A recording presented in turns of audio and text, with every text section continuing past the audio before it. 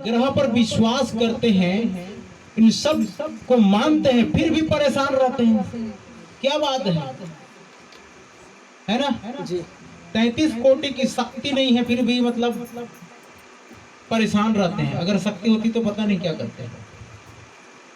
इन सब को मानते हैं, शुभ अशुभ, नक्षत्र, मुहूर्त, राशि। आज कहा है राशि वाले जी, राशि वाले लोगों को फांसी लग रहा है। क्या लग रहा है? फांसी लगा। हाँ, क्या तुम्हारी ऐसी राशि है, मेष राशि है, कुंभ राशि है, धनु राशि है, मकर राशि, मिथुन राशि है। क्या राशि है ना? ये सब राशि वालों को आज फांसी लग रहा है। क्यों जानते हैं? इसलिए जानते हैं क्या ये घड़ी, क्या ये सिचुएशन, ऐसी राशियों का क्या मतलब, जिन राशियों ने उनको बचा नहीं पाया। बता पाए क्या? नहीं बचा पाए। राशि में लिखा हो रहता है कि जरूर फलाना राशि वालों का इतना दिन में ऐसा होने वाला है। कुछ नहीं होता। होता है क्या? नहीं होता। नहीं तो लाओ कैलेंडर देखते हैं किसके राशि में क्या लिखा, किसको कोरोना से मौत हो गया। लिखा नहीं था कोरोना मौत होगा, लिखा है? नहीं लिखा। एक्सीडेंट में मौत होगा, दुर्घटनाग्रस्त होगी और मर जाएगा, लिखा था क्या उसमें? उसमें न मरने की बात लिखी, न जीने की बात लिखी। फिर भी लोग ग्रह को मानते हैं। क्या मानते हैं? फिर भी घमंड करते हैं। राशि को मानते हैं, नक्षत्र को मानते हैं। नहीं नहीं नहीं, ये शुभ लग्न सही नहीं है। ये अभी क्या चल रहा है? ग्रहों का समय चल रहा है। किसका समय? ग्रहों का समय। कौन सा काल चल रहा है जी? काल बोलते हैं ना। काल कितने काल होते हैं? राहु काल, केतु काल, और क्या क्या काल है ना? ग्रह और काल, ये ग्रह को मानते हैं और कालों के विषय में क्या रहते हैं पता है? बहुत ही ज्यादा सोच और विचार करते हैं। अभी शादी ब्याह, छठी बड़ी, क्या क्या बोलते हो, सब कुछ को नक्षत्र मुहूर्त को देख देख करके, इस पक्ष को क्या बोलते हैं जिसको, इस शुक्ल पक्ष को, क्या पक्ष को देख देख करके किए रहते हैं, राशि वर्ग मिला रहते हैं, पता नहीं। लेकिन इसके बावजूद भी परेशान रहते हैं। ग्रह को अपने ऊपर से उतारने के लिए हजारों रुपए खर्च करते नहीं करते? एक बकरा लगेगा तुम्हारे ऊपर ग्रह है, ये मुर्गी लगेगा तुम्हारे ऊपर ग्रह है, तुम्हारे ऊपर कला है, तुम्हारे ऊपर कलंक है। लाखों रुपए खर्च करते हैं, फिर भी समस्याओं और बीमारियों से छुटकारा नहीं पाते। क्या आप मानते हैं इसको? नहीं मानते। मानते हैं? ये उनकी बात कर रहा हूं जो मानते हैं, ग्रह पर विश्वास करते हैं, ग्रहों पर, नक्षत्रों पर, राशि पर क्या करते हैं? यकीन करते हैं। मैं भी ग्रह मानता हूं। आपको मालूम है कि नहीं मालूम? नहीं पता? ये मेरे से मिलना थोड़ा व्यक्तिगत है, मैं बताऊंगा कि मैं भी एक ग्रह मानता हूं। अब वो कौन सा ग्रह है आपको बता दूंगा। अनुग्रह तेरा मुझ पर हुआ है, उद्धार का जीवन मुझको मिला है, जीवन को मेरे बदल दिया है, अनंत जीवन मुझको मिला है। यीशु तू है महान, कोई नहीं है तेरे समान। यीशु तू है महान, कोई नहीं है तेरे समान।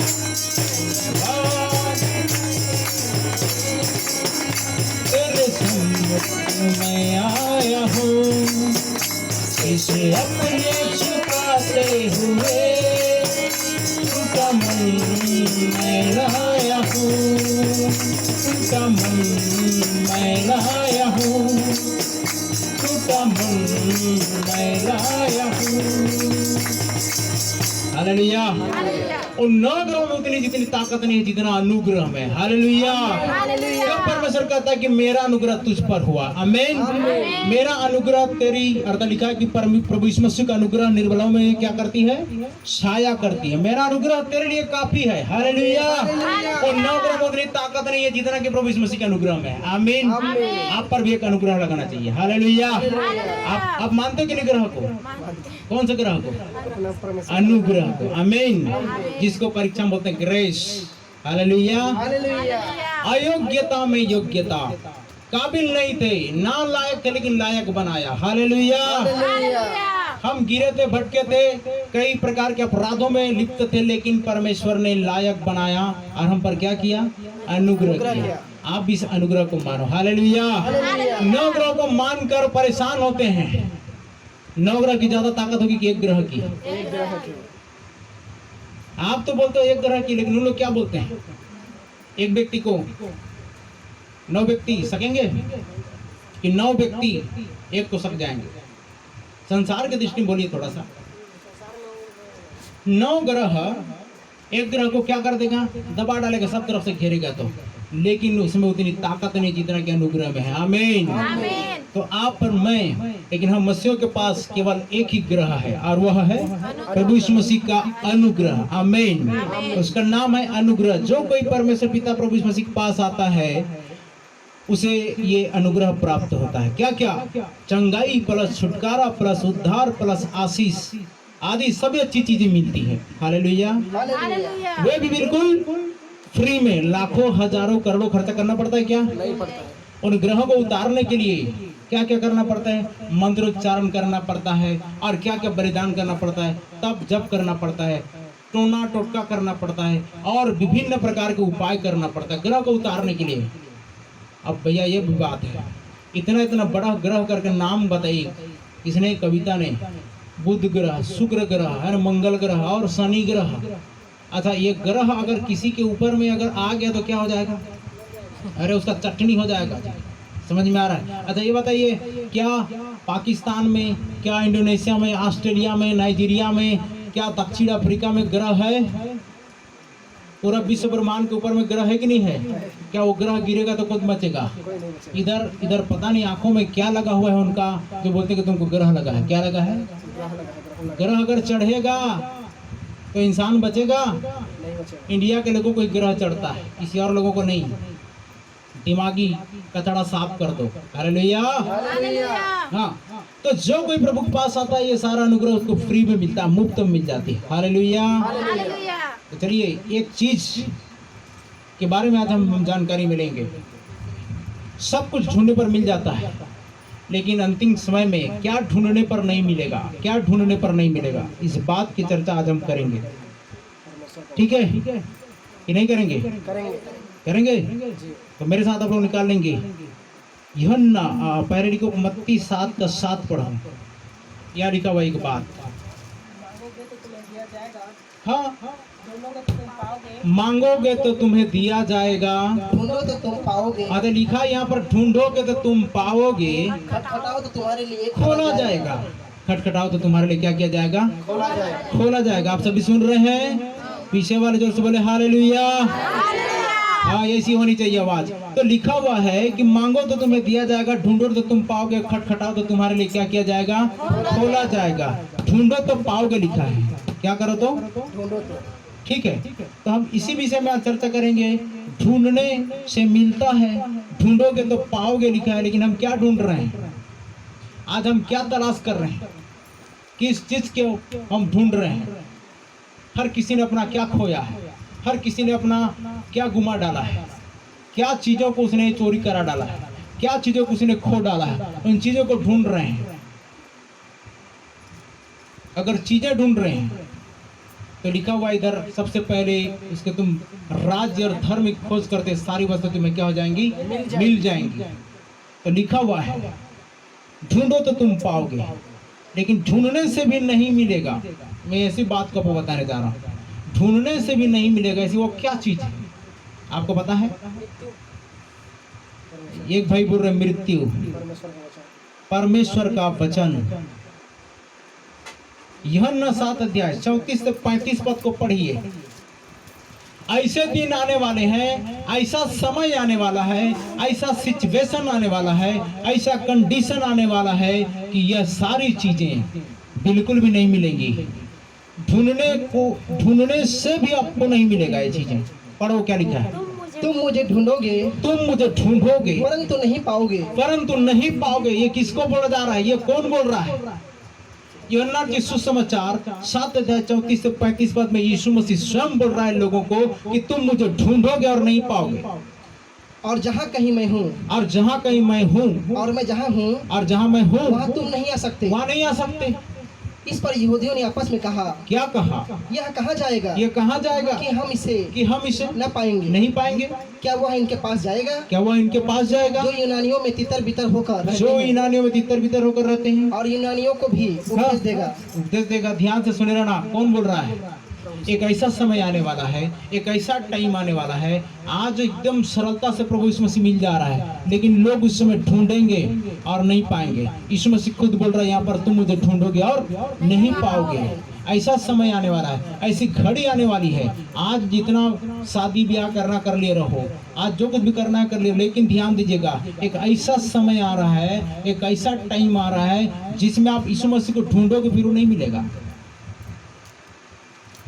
तो क्यों हम देर करते रहते हैं? बार बार क्यों हम लेट करते रहते हैं? उसका अनुग्रह को हम क्या करते रहते हैं? कई बार कोसते रहते हैं। सी हमें कैसा जिंदगी मिला है, उस अनुग्रह को देखिए, उस अनुग्रह को गाली मत दीजिए।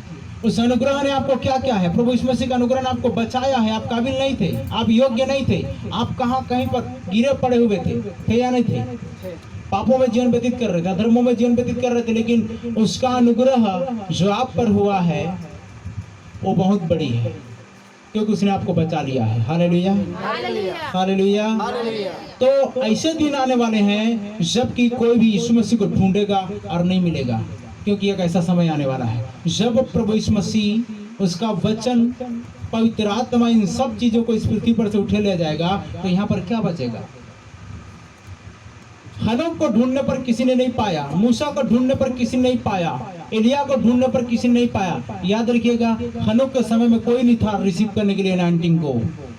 मूसा के समय में कुछ लोग थे, एलिया के समय में एलिसा था, क्या को रिसीव करने के लिए? अभिषेक को, उसकी आशीष को। ऐसे बहुत सारे सेवक लोग अगर चले जाते हैं तो रिसीव करने वाला कोई ना कोई उनके पास में होना चाहिए, उनके आशीषों को प्राप्त करने के लिए कोई ना कोई होना चाहिए। लेकिन दुख की बात है, हनोक के समय में कोई नहीं था, एलिया के समय में तो था, इधर प्रभु यीशु मसीह के समय में थे। इन लोग थे, सारे चेले लोग थे। क्या आज जब ऐसी बातें हो रही है तो रिसीव करने के लिए कौन तैयार है? कौन तैयार है? प्रभु यीशु मसीह को नहीं पाएंगे ढूंढने से भी इस दिन। यूहन्ना 7:34 34-35 में इस बात को पढ़ते हैं कि उसने कहा, तुम मुझे ढूंढोगे परंतु नहीं पाओगे। एक ऐसा समय आ रहा है। और सारे यहूदियों को कुड़कुड़ा कर कहने लगे, ये क्या यहूदियों में जाएगा क्या? ये कहाँ जाएगा? हम इसे ढूंढने पर भी नहीं पाएंगे। तो किसकी बात कर रहा था? शरीर से होकर वो आत्मा में आएगा। हालेलुया। और तुम ढूंढने पर भी नहीं पाओगे। लेकिन याद रखिए, एक और तरफ हम जाते हैं, आमोस की पुस्तक, उसका 8 अध्याय से लेकर 11 पद से लेकर 12 तक पढ़ेंगे। अध्याय 8 उससे 11-12 पद को पढ़िए। आमोस नबी की पुस्तक। परमेश्वर यहोवा की यह वाणी है, परमेश्वर यहोवा की यह वाणी है, देखो ऐसे दिन आते हैं, देखो ऐसे दिन आते हैं जब मैं इस देश में महंगी करूंगा, जब मैं इस देश में महंगी करूंगा, उसमें न तो अन्न की भूख। ध्यान से सुनिए, ऐसा दिन आते हैं, वो कह रहा है कि एक ऐसा दिन आता है, एक ऐसा समय आता है जब मैं इस देश में महंगी करूंगा, जिसमें तो अन्न की भूख, जिसमें न तो अन्न की भूख होगी और न पानी की प्यास और न होगी। पानी की प्यास होगी। परंतु यहोवा एक के मिनट वचन ध्यान दीजिएगा, अन्न को लेने के लिए कितना दूर दराज जाकर मेहनत करते थे। पहले जमाने के लोग अनाज को लेने के लिए कितना दूर दूर जाते थे। शाम को लाते थे, शाम को तुरंत कुटाई करके उसको क्या करते थे? खाते थे। लेकिन अन्न की भूख नहीं है। आज तो घर घर में चावल बट रहा है, 1 रुपए किलो चावल, कितना सस्ता हो गया। हो गया कि नहीं हो गया? हो गया। लगभग ये समझिए मुफ्त में मिल रहा है। पानी घर घर में नल लगा है या नहीं है? ना पहले जमाने की बहू बेटियां क्या करती थी? नई नई मेरी दुल्हन आती थी, घूंघटा लगा करके मुंडी में काला काला वाला है ना, धुआं रजा वाला कुंडी उठा करके हैंडपंप तक, कुआं तक, तालाब तक लेने के लिए जाया करती थी। फिर भी बाल नहीं झड़ते थे। आज घर में नल से भर रहे, फिर भी बाल झड़ रहा है। कैसे सही बोल रहा हूँ कि नहीं? उस समय क्या करते थे? काली मिट्टी लगाते थे लोग, इसलिए बाल उनके मजबूत रहते थे, है ना। आजकल इतनी ज्यादा फैसिलिटीज आ गई, कलर मेहंदी आ गया, और क्या क्या बोलते हैं, एक से एक चीज आ गया। 33 केस काला, 33, पता नहीं क्यों नाम ऐसा रखा, 33 केस काला। ऐसे बहुत सारे केमिकल वाले चीज आ गए और एक्स्ट्रा उसको ब्लैक करने के लिए। और आजकल तो और देखने से रंग बिरंगी बाल दिखाई देते हैं, लाल, हरा, काला, पीला, नीला, जो ऐसा आपने अपने बाप दादों के जमाने में नहीं देखे थे। सही है कि नहीं है? इतना डिजाइन हमने उस समय भी ऐसा डिजाइन था, वो उभर कर आज सामने आ रहा है, समझ में आ रहा है। सारी चीजें थी लेकिन हम लोग नहीं थे। और आज हम लोग देख करके क्या करते हैं, देखते कैसा बाल है उसका, देख कैसा कलर किया हुआ है, बोलते कि नहीं बोलते हैं? लड़के तो लड़के भी लोग, वही बोल रहा हूं मैं, लड़के लोग भी क्या कर रहे हैं। तो बोलते हैं ना, लड़की तो लड़की, लड़का भी, सुभान अल्लाह। सबका यही हाल है इस अंतिम युग में। तो लिखा हुआ है एक ऐसा दिन आने वाले हैं जिसमें न तो अन्न की भूख होगी और न पानी की प्यास होगी। तो क्या होगा?